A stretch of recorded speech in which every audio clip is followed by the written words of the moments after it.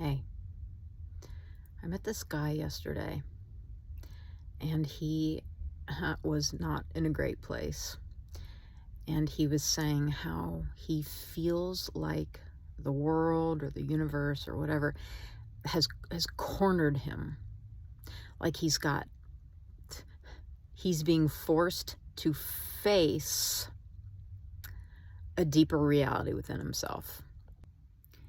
And he had previously been trying to distract from that. Let me just, because the call comes, and I think, this internal call, it's like an inner nagging. And I wager to say that it largely shows up in the feeling of anxiety. Like, geez, something's wrong. I don't feel right. Like, what is, ooh, I don't like this. It's like something's trying to get our attention to say, hey, you, everything that your heart has been asking for is to the right, and you keep turning to the left. And it's like the universe starts to put up roadblocks on the left. And you keep trying to go left, but you keep slamming into these roadblocks. It's like it's not working the way you've been going. The things that you've been using to distract yourself or to take up your time are just no longer working. And he had tears coming out of his tears were just like coming down here like this. It kept wiping. I was like, oh my God, this guy is really in it, is really feeling it. And I talked to him because I know that feeling of being painted in the corner, of just hearing that call and kind of pushing it off to the side or distracting myself in any way that I possibly can, and then feeling worse and worse and worse. And we seem to live in a culture that's got plenty to distract us. I was swimming this morning, and I thought of that term, active laziness, from the Tibetan Book of the Dead. It just, I don't know, kind of swam into my mind. And part of my understanding of that is it's like going about your day and doing all these things that are good. Oh, I'm going to go to the grocery store and get some good food and eat well, and I'm going to exercise. And it's almost like a sneaky way to distract ourselves by doing, good things, but yet it's a sneaky way to avoid the thing that this internal voice is asking us to look squarely in the face. And I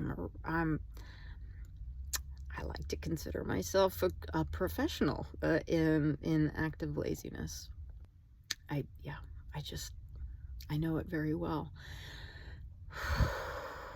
I feel like that guy. I have been feeling cornered, and I have cut out several distractions, and it does not feel easy. It feels like sitting when there's kind of a fire. It's almost like if I had, God, I think I've only had it once, poison ivy. It's almost like sitting with that itch all over you, but you can't scratch it, and you've just got to sit still and feel that burning discomfort.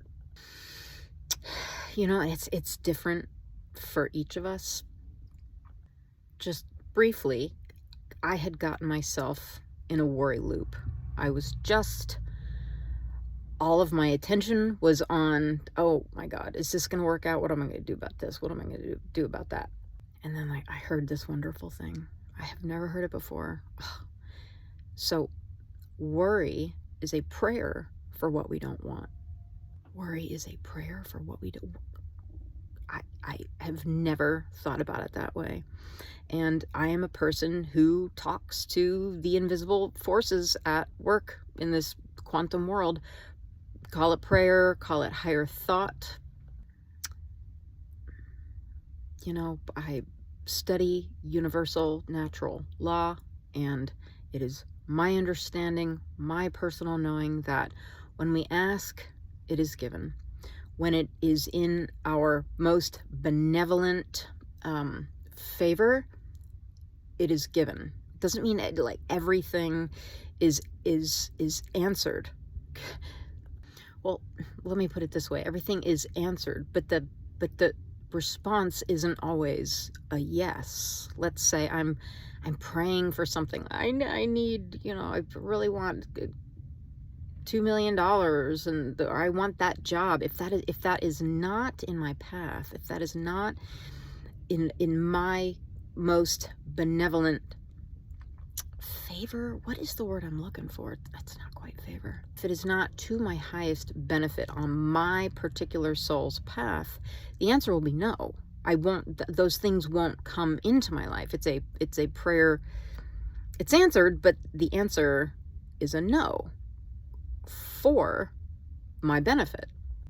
So, that's my knowing. So ask and it is given. That phrase goes through my mind and heart often.